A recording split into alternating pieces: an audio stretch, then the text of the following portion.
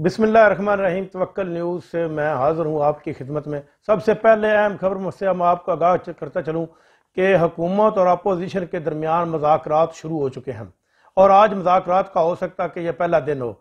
यूँ ही ये मुज़ाकरात कामयाब होते हैं तो यह नतीजा किसी न किसी शक्ल में निकल आएगा, जहाँ तो अगले साल यानी कि 2023 में मार्च के एंड तक या फिर रोज़ों के बाद, रमज़ान मुबारक के बाद किसी न किसी दिन भी इलेक्शन मुतवक्के हो सकते हैं, क्योंकि अब इलेक्शन ही पाकिस्तान की तरक्की का वाहिद हल रह चुके हैं। साफ और शफाफ इलेक्शन हो और जो भी पार्टी जीते उसके सुपुर्द ये इक़्तिदार किया जाए ताकि यह मुल्क को अच्छी डिग्री की तरफ लेकर चल सके। अब मैं आपको एक और अहम खबर बताता चलूँ कि जब से ये इम्पोर्टेड हुकूमत आई है, आज वो उस वक्त से लेकर आज तक जो स्टॉक मार्केट है मुसलसल मंदे का शिकार है।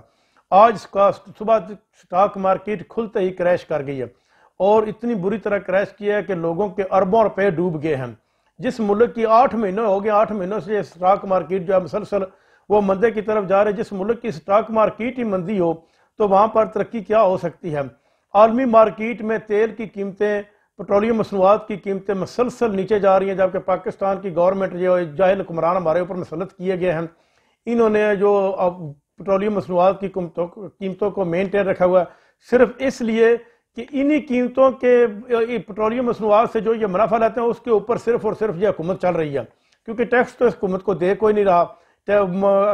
एक्सपोर्ट जो है वो इंतहाई कम दर्जे को पहुंच गई है और इसके अलावा कारोबार लोगों के मंदे की शिकार हैं।